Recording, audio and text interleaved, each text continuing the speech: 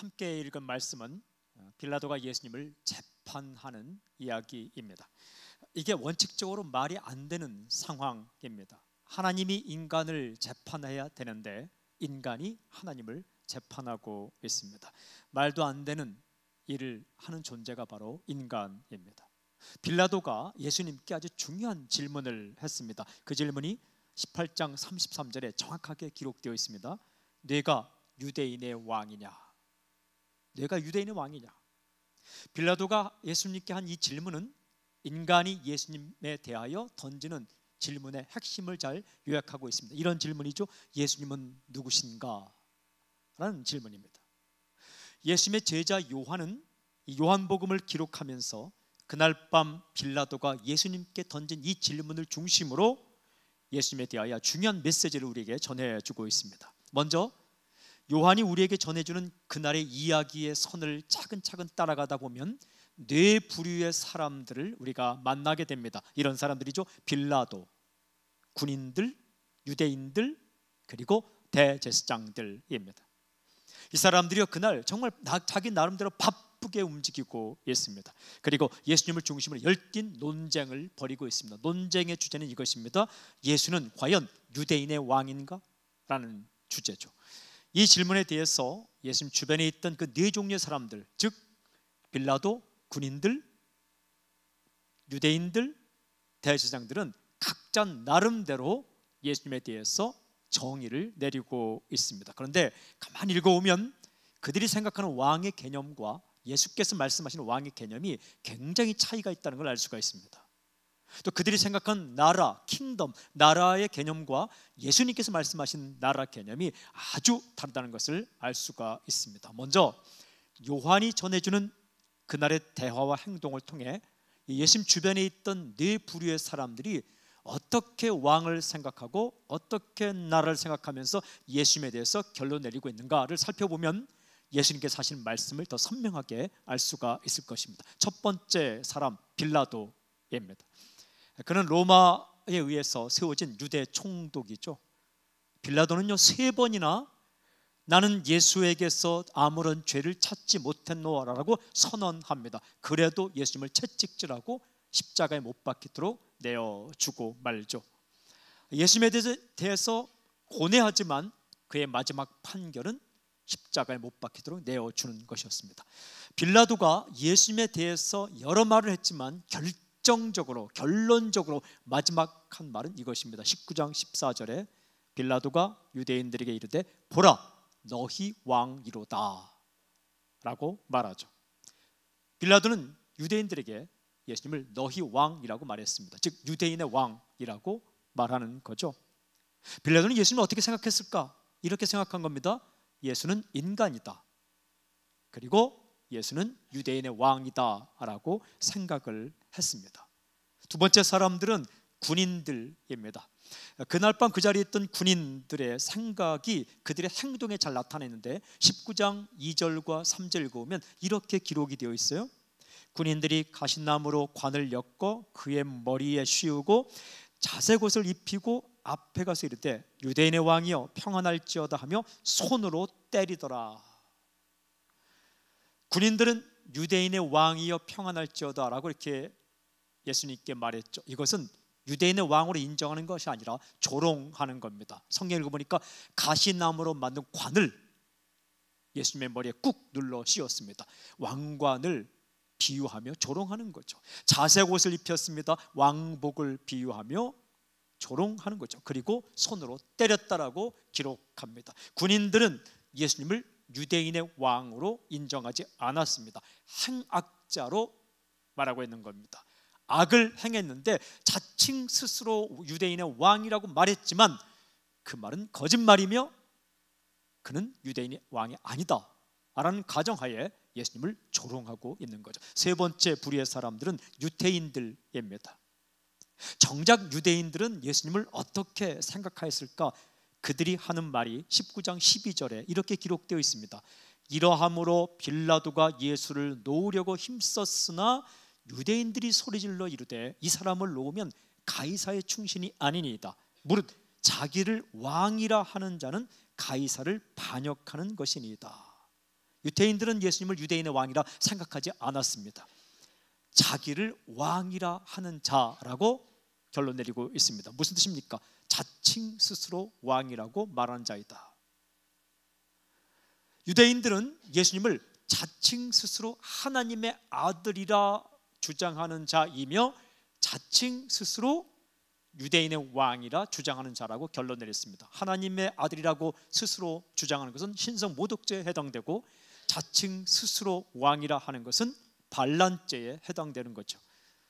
유대인들은 예수님을 유대인의 왕이라 생각하지 않았습니다. 네 번째 부류의 사람들은 대제사장들입니다. 하나님을 섬기는 제사장들 가운데 1년에 한 번밖에 나오지 않는 대제사장들, 그들은 어떻게 생각했을까? 요한복음 19장 15절 중간 이후에는 빌라도의 질문에 대제사장들이 대답하는 말이 정확하게 기록되어 있어요. 빌라도가 이르되 내가 너희 왕을 십자가에 못 박으랴? 대제사장들이 대답하되 가이사 외에는 우리에게 왕이 없나이다 하니, 가이사는 로마의 황제 시저를 가리키는 겁니다. 그들이 말했습니다. 로마의 황제 시저, 이 가이사 외에는 우리에게 왕이 없나이다. 이거 굉장히 무서운 말입니다. 그들의 왕은 실제로 하나님이십니다. 그런데 이들은 말합니다. 우리에겐 하나님도 왕이 아니요 예수님도 왕이 아니요 오직 로마의 황제만 우리의 왕입니다 라고 고백을 하고 있는 거죠. 누가? 대제사장들이 그렇게 고백하고 있습니다. 참된 믿음을 잃어버리면 아무 말이나 짓거립니다. 이 네 부류의 사람들의 말을 종합해 보면 이런 것입니다. 예수는 자칭 왕이다. 정신 이상한 사람이라는 겁니다. 그는 자칭 하나님의 아들이다. 신성 모독죄를 짓고 있다는 것입니다. 빌라도는 그는 유대인의 왕이다. 무슨 말입니까? 그는 인간에 불과하다라는 고백이죠. 그렇다면 정말 예수님은 누구신가? 예수님은 자신에 대해서 스스로 말씀하셨습니다. 그러면 내가 유대인의 왕이 아니냐라고 빌라도가 묻자 예수님은 분명하게 37절에 이렇게 말씀하셨습니다. 내가 왕이니라. 내가 왕이니라 라고 말씀하셨습니다. 이 선언은 그날 밤 그 자리에 있던 수많은 사람들의 논쟁을 잠재우는 정확한 선언입니다. 예수님은 누구신가? 예수님은 왕이시다라는 선포입니다. 요한은 그 예수님의 말씀을 잘 기억하며 성경에 정확하게 기록하고 있습니다. 왕은 누구인가? 재판권을 가지고 있는 존재입니다. 또한 결정권을 가지고 있는 존재입니다. 아울러 심판권을 가지고 있는 존재입니다. 그리고 모든 것을 운영하는 운영권, 즉 주권을 가지고 있는 존재입니다. 예수님은 스스로 말씀하셨습니다. 내가 왕이니라. 저는 이 예수님의 선포에 집중해서 메시지를 선포하겠습니다. 중요한 질문이 있어요. 예수님은 어떤 왕이신가? 예수님은 어떤 왕이신가? 사람은요, 지도자를 잘 만나야 합니다. 예수님이 왕이시라면 도대체 어떤 왕이신가? 내가 왕이니라고 선포하는 이 예수님의 말씀이 포함되어 있는 이 말씀, 즉 36절 37절은 아주 중요한 말씀입니다. 이 예수님의 말씀 가운데 예수님께서 생각하시는 나라, 킹덤, 예수님이 생각하는 왕, 그 개념, 그리고 예수님이 다스리는 백성들에 대한 설명이 잘 나타나 있습니다. 그래서 36절 37절은 우리가 소리를 맞추어 크게 읽겠습니다. 정신을 차리고 또박또박 함께 읽도록 하겠습니다. 18장 36절 37절 준비되셨죠? 굉장히 중요한 말씀입니다. 함께 크게 시작. 예수께서 대답하시되 내 나라는 이 세상에 속한 것이 아니니라. 만일 내 나라가 이 세상에 속한 것이었더라면 내 종들이 싸워 나로 유대인들에게 넘겨지지 않게 하였으리라. 이제 내 나라는 여기에 속한 것이 아니니라. 빌라도가 이르되 그러면 네가 왕이 아니냐? 예수께서 대답하시되 네 말과 같이 내가 왕이니라. 내가 이를 위하여 태어났으며 이를 위하여 세상에 왔나니 곧 진리에 대하여 증언하려 함이로라. 무릇 진리에 속한 자는 내 음성을 듣느니라 하신대. 예수님께서 하신 말씀을 세 가지로 나누어서 메시지를 선포하겠습니다. 첫째는 내 나라는 이 세상에 속한 것이 아니다 라고 말씀하셨습니다. 예수님의 말씀에 분명하게 36절에 기록되어 있어요. 내 나라는 이 세상에 속한 것이 아니니라. 무슨 말씀입니까? 예수님의 나라는 이 세상에 속한 나라와는 다르다라는 말씀이죠. 예수님께서 왕이 되어 다스리는 나라, 이 세상 나라를 포함하지만 이 세상 나라 자체가 예수님의 나라는 아니라는 말씀입니다. 그럼 빌라도를 통해서 주어진 질문, 내가 유대인의 왕이냐? 라는 질문 앞에 자기들 나름대로 뇌부리의 사람들이 예수님에 대해 정의를 내렸죠. 그들의 이야기의 공통점이 무엇인지 아십니까? 그 공통점은 이것입니다. 그들은 모두가 이 세상 나라의 한계 안에서 생각하고 있다라는 거예요. 우리가 보고 있는 이 세상 나라, 대한민국, 미국, 일본, 중국, 호주, 러시아, 이런 나라들의 특징이 뭡니까? 특징은 두 가지입니다. 첫째는 이 세상의 나라는 모두가 시간적으로 제한되어 있다라는 거예요. 영원하지 않습니다. 어떤 국가도 어떤 제국도 영원하지 않습니다. 흥망성쇠가 있습니다. 어떤 제국도 나타나지만 언젠가는 사라져 버렸습니다. 어떤 황제도 영원하지 않습니다. 다 역사의 뒤안길로 사라졌습니다. 이 세상 나라의 특징 첫 번째는 시간적으로 유한하다, 영원하지 않다는 거예요. 두 번째 특징은 이 세상 나라는 공간적으로 제한적이다라는 거예요. 여러분, 어떤 나라도 이 세상의 모든 땅을 정복한 제국은 없습니다. 일부분을 정복했지만 모든 땅을 정복하지 못했습니다. 설령 어떤 사람이 황제로 나와서 이 땅의 모든 곳을 정복한다 할지라도 그는 죽었다 깨어나도 하늘은 정복할 수 없습니다. 박테리아 하나, 바이러스 하나, 미생물 하나까지 정복하지 못하는 것이 이 세상 나라입니다.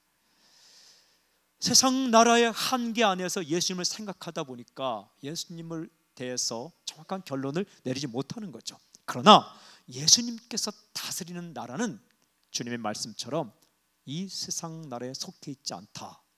어떤 말입니까? 시간적으로 제한적이지 않습니다. 주님의 나라는 영원합니다.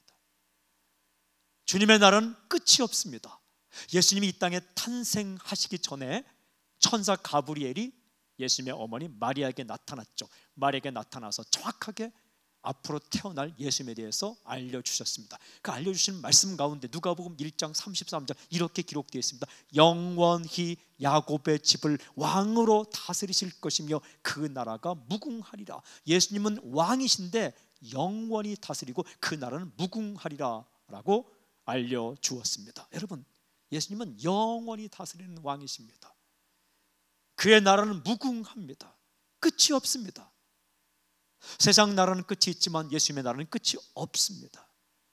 예수님께서 다스리는 나라는 공간적으로도 제한되지 않습니다. 여러분, 예수님은 모든 나라를 다스리십니다.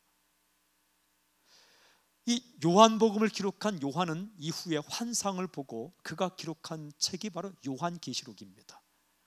요한복음의 빛 안에서 요한계시록을 해석해야 정확히 해석하는 것이고, 또 요한계시록의 빛 안에서 요한복음을 보아야만 정확하게 해석이 됩니다. 근데 요한계시록을 읽어보면 예수님과 예수님의 나라와 예수님을 믿는 백성들에 대해서 쭉 이야기하다가 마지막 부분에 가면 예수님께서 직접 모습을 드러내십니다. 19장에 가면 백마를 타고 흰 말을 타고 주님께서 나타나시는데 그 백마 탄 예수님의 모습을 이렇게 기록합니다.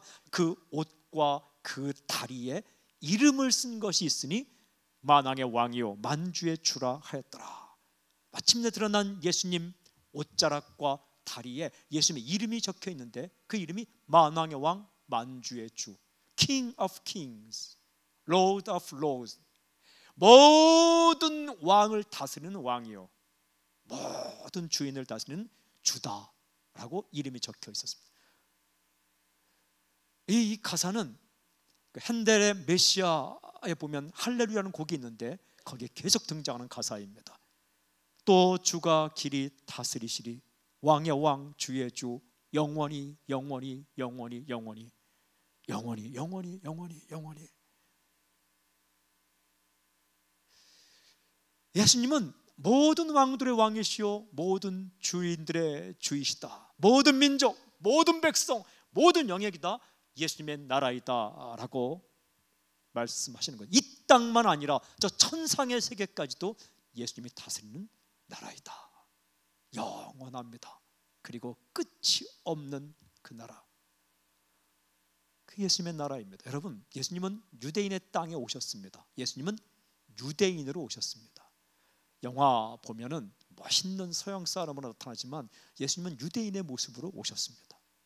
유대인의 땅에 오셨고 유대인들이 쓰는 말을 썼습니다. 그러면 예수님은 유대인들만을 위해 오신 것인가? 아닙니다. 예수님은 이 땅 가운데 유대인의 모습으로 유대인의 언어를 쓰면서 유대인의 땅에 오셨지만 예수님은 모든 사람을 위해 이 땅에 오셨죠. 이 땅의 나라가 의미 없다는 게 아닙니다. 이 땅의 나라 안에 예수님의 나라가 포함되는 게 아니라 예수님의 나라 안에 이 땅의 나라가 포함되는 겁니다. 여호와의 증인의 결정적인 실수가 뭔지 아십니까? 이 땅에 천국이 건설된다는 얘기예요. 천국은 이 땅을 포함할 수 있지만 이 땅 안에 제한되지 않습니다. 예수님의 나라는 이 모든 열방을 포함하지만 이 열방, 이 땅의 나라 안에 제한되지 않습니다. 천상에도 교회가 있습니다. 지상에도 교회가 있습니다. 천상의 교회와 지상의 교회가 합쳐져서 바로 예수님의 나라입니다. 이 지상의 교회는 전투하며 살아갑니다. 늘 날마다 고생하며 싸우며 살아갑니다. 천상의 나라는 이미 승리한 교회입니다. 전투하는 교회와 이 승리한 교회가 합쳐져서 다 예수님의 나라입니다. 자연 만물까지도 주님의 나라의 영역 안에 있습니다.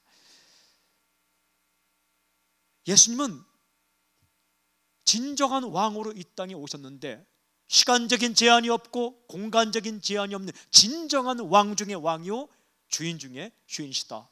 그러므로 주님 말씀하셨습니다. 내 나라는 너희가 생각하는 것처럼 인간적으로 이 세상 나라 안에만 속해 있는 게 아니라 내 나라는 이 땅에 속해 있는 것이 아니고 이 땅을 초월해 이 땅까지 포함하는 그런 나라이다 라고 말씀하셨습니다. 그러면 두 번째 질문, 왜 예수님이 이 땅에 오셨을까요?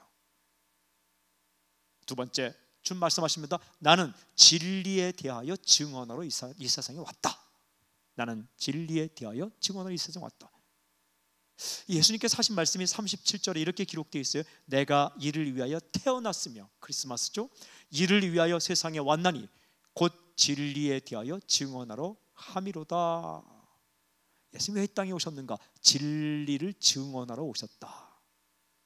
예수님의 나라는 진리의 나라입니다. 거짓과 속임수로 가득 찬 나라가 아니라 거짓과 속임수는 추호도 용납할 수 없는 진리의 나라, 그 나라가 예수님의 나라입니다. 여러분, 예수님께서 이 말씀을 듣고 나서 빌라도가 굉장히 중요한 질문을 했습니다. 38절에 이런 질문이 있어요. 빌라도가 이르되 진리가 무엇이냐 하더라. 빌라도가 던진 질문 가운데 가장 위대한 질문이 이 질문입니다. 진리가 무엇이냐. 그런데 그 뒤에 대답은 없습니다. 들을 생각도 없습니다. 예수님이 진리 이야기하니까 그냥 질문 한번 던졌습니다. 주님도 대답하지 않으시고 그냥 지나가십니다. 그런데 요한은 요한복음을 기록하면서 이미 진리에 대해서 요한복음 전반부에서 정확하게 예수님의 말씀을 전해주고 있습니다. 진리에 대한 위대한 말씀은 요한복음 8장 32절, 진리를 알지니 진리가 너희를 자유롭게 하리라. 진리가 무엇이냐? 진리는 인간을 자유롭게 하는 것이다. 진리를 알지니 진리가 너희를 자유롭게 하리라.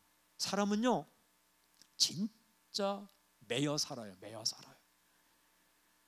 하여튼 무엇인가 매여 있어요. 과거에 매여 있는 사람은요 늘 과거의 상처 때문에 힘들어요.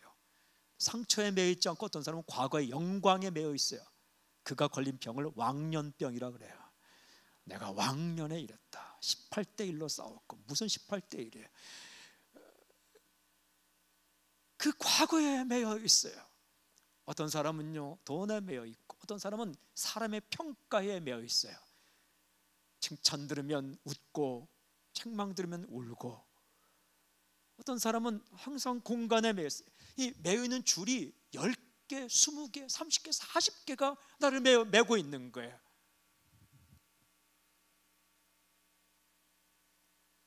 사람 매여 살아요. 이 매여 있는 줄을 다 끊어버리는 것이 뭐니? 그게 진리라는 거예요. 여러분, 진짜를 알면 모든 유사품으로부터 자유하기 시작합니다. 진짜를 만나면 모든 거짓된 것을 자유할 수 있습니다. 진짜를 만나기 전에는 찾아 헤맵니다. 종교가 유소품이거든요. 주님 만나기 전에는요, 이 종교 저거 이제 기웃기울 수밖에 없습니다. 진짜를 만나지 않으면 짝퉁에 관심이 가는 거예요. 모든 종교는 짝퉁이에요. 이 사람을 메고 있는 모든 거짓과 술수와 부자유와 억압으로부터 끊는 것이 진리다. 여러분, 이 죽음으로부터 자유롭게 하는 그것이 바로 진리입니다. 슬픔으로부터 자유케 하는 것이 진리입니다. 모든 눌림으로부터 자유케 하는 것이 진리입니다. 그리고 모든 거짓과 속임수로부터 자유케 하는 것이 진리입니다. 진리는 인간을 모든 얽매임으로부터 자유케 합니다. 그렇다면 진리가 누구입니까? 진리는 예수 그리스도이십니다. 요한복음 14장 6절, 예수께서 이르시되 내가 곧 길이요 진리요 생명이니. 예수님이 왜 이 땅에 오셨는가? 진리에 대해 증거하러 왔다. 진리가 누구입니까? 예수님이십니다. 예수님은 다른 누구를 증거하는 것이 아니라 스스로 자신을 나타내고 증거하러 오셨습니다. 왜 오셨는가? 억압 가운데 있고 눌림 가운데 있는 인간을 묶고 있는 줄을 끊고, 죽음의 줄을 끊고 생명을 주기 위해, 슬픔의 줄을 끊고 기쁨을 주시기 위해, 낭만과 절망과 근심의 줄을 끊고 평안을 주시기 위해, 그리고 모든 억압의 줄을 끊고 진정한 자유를 주시기 위해 그 진리를 증언하기 위해 이 땅에 오셨다라고 말씀하십니다. 예수님의 나라는 진리의 나라입니다. 생명의 나라, 기쁨의 나라, 평화의 나라, 자유의 나라입니다. 교회는 그 어떤 곳보다 자유로운 곳이어야 합니다. 그런데 제도로 부자연스럽게 만들고 전통으로 부자연스럽게 만들고 뭐 그렇게 까탈스럽게 해서 부자연스럽게 만드는 것, 그것은요 진짜 예수님의 나라의 모습이 아닙니다. 주님의 나라는 자유의 나라입니다. 첫째, 죽음으로부터 자유합니다. 근심으로부터 자유하고 모든 전통으로부터 자유합니다. 그 교회는 개혁적입니다. 새로운 것을 얼마든지 시도할 수 있고, 그 나라가 예수님의 나라입니다. 생명과 자유와 평화와 빛과 사랑의 나라, 그 나라를 찾아주고 인간의 얼거먹에 있는 모든 죽음과 억압과 분노와 근심과 걱정과 이런 것들을 다 끊고 진정한 자유를 주기 위해 이 땅에 예수님이 오셨습니다. 여러분, 예수님을 믿으십시오. 그래야만 생명을 얻게 되고, 그래야만 기쁨을 얻게 되며, 그래야만 불안함부터 해방되어 평안을 누릴 수가 있는 거예요. 그 예수님이 이 땅 가운데 진리 그 자체이시며 그 진리 증언하러 오셨습니다. 마지막 세 번째 질문, 그럼 그 나라 백성은 누구인가? 세 번째 이렇게 말씀하셨습니다. 내 음성을 듣는 자들이 내 백성이다 말씀하셨어요. 오늘 이렇게 말씀하시죠. 37절에 무릇 진리에 속한 자는 내 음성을 듣느니라. 진리에 속한 자, 예수님께 속한 자는 내 음성을 듣느니라. 여러분, 예수님 나라의 백성의 특징이 뭔지 아십니까? 예수님의 음성을 듣는다라는 거예요. 아무리 자기가 나는 예수님의 나라의 백성이다 우겨도 예수님 음성 안 듣고 자기 멋대로 살면 그 예수님의 나라 백성 아닙니다. 예수님의 음성을 듣는다. 그런데 여러분, 이상한 음성 들으려고 노력하지 말고 성경 말씀에 다 기록되어 있으니까 이 말씀 들으십시오. 괜히 산속에 가서 이상한 음성 들으려고 애쓰지 마십시오. 바람 소리만 듣다가 말고, 물론 주님께서 특별한 경우에 우리에게 이 자연의 소리를 통해서 말씀하실 때도 있습니다. 그것은요 내가 원할 때 오는 게 아니라 정 급할 때, 하도 말해도 안 들으니까, 좀 사랑해라 라고 이렇게 말씀해도 안 들으니까, 하도 답답하니까 여러분 귀에 사랑하라 이런 음식이 들리는 거예요. 그럼 들리면 나는 굉장히 영적이다 생각하지 마시고 말 안 듣고 있구나 이렇게 생각하면 돼요.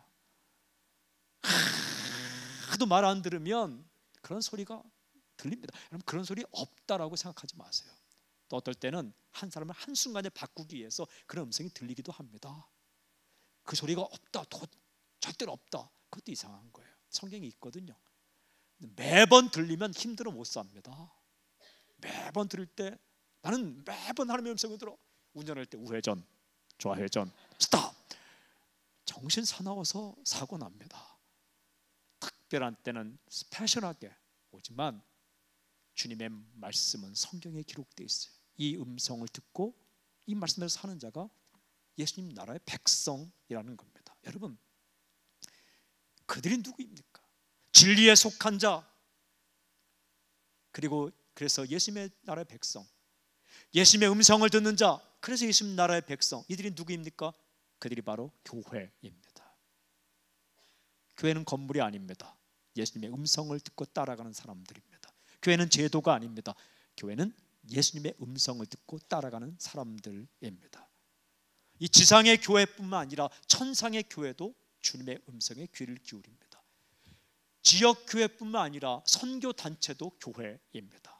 왜? 다 주의 음성을 듣기 때문에. 그러므로 모든 지역 교회는 같은 나라 백성입니다. 그거 아십니까? 모든 교회 성도들이 다 한 나라 같은 나라 백성이에요. 선교 단체에서 사역하는 분들도 다 같은 나라 백성이에요. 자신이 다니는 지역 교회를 너무너무 사랑한 나머지 다른 지역 교회를 약간 깎아내리는 것은 옳지 않습니다. 함께 다 모일 수 없기 때문에 일정한 장소에 시간을 두어서 각자 모이는 것이지 다 한 나라 사람들입니다. 우리 백성이라는 거예요. 교회 왕은 누구인가? 예수 그리스도이십니다. 그 누구도 교회의 왕이 될 수 없습니다. 인생의 왕은 누구인가? 예수 그리스도이십니다. 언제 사람이 큰일 나느냐, 큰 코 다치느냐? 자기가 자기 인생의 왕에 오르려고 할 때 큰 코 다칩니다. 그게 사탄의 실체입니다. 귀신은 천사였습니다. 왜 귀신으로 타락했는가? 그 자리를 탐내고 하나님의 자리를 탐냈을 때, 그 자리를 싫어하고 하나님의 자리를 탐냈을 때, 자기가 스스로 왕이 되려고 할 때 귀신이 된 거예요. 인간은 언제 타락했는가? 선악과를 따먹으면 하나님처럼 자기 인생의 주인이 될 것처럼, 그 지혜가 있을 것처럼 생각, 그 선악과를 먹었기 때문에 인간이 타락하는 거 아닙니까? 우리는 예수 믿으면서도 순간순간 내 인생의 왕이 되려고 합니다. 주님께서 이렇게 말씀하셨는데도 이 말씀대로 살면 손해볼 것 같기 때문에 내 경험과 세상의 말들을 따라서 내 인생의 왕이 스스로 되려고 할 때 그때 큰일 나는 거예요. 큰 코 다치는 겁니다. 엉망진창이 되는 겁니다. 교회의 왕도 예수님밖에 없습니다. 가정의 왕도 예수님밖에 없습니다. 인생의 왕도 예수님밖에 없습니다. 날마다 엎드려야 됩니다. 날마다 엎드려 주님께서 무엇을 원하시는지 그 주의 음성에 귀를 기울일 때 진정한 예수님 나라의 백성으로 살 수가 있습니다. 날마다 엎드려야 됩니다. 여러분, 주님을 왕으로 모실 때에 우리에게 어떤 일이 일어나는가? 주님 말씀하셨습니다. 진리를 알게 되고 자유케 될 것이다. 자유케 될 것이다. 저는 선포합니다. 당신에게 예수님 안에서 누리는 진정한 자유가 있기를 주님을 선포합니다. 고린도후서 3장 17절에 이렇게 말씀합니다. 주는 영이시니 주의 영이 계신 곳에는 자유함이 있느니라. 사랑하는 여러분, 사람이 당신의 인생 못 건듭니다. 사람이 당신을 낮추고 높이는 것이 아니라 왕이신 주님께서 당신을 낮추고 높이는 겁니다. 가난하게 하고 부하게 하고 죽이고 살리고 사람을 올리고 내리는 모든 권세가 재판권과 심판권과 결정권과 모든 권한을 가진 예수님께 있습니다. 그분이 당신의 왕이십니다. 스스로 내 인생의 왕이 되려고 하지 마십시오. 그리고 어떤 조직체나 공동체에 본인이 왕권을 가진 것처럼 좌지우지 하려고도 하지 마십시오.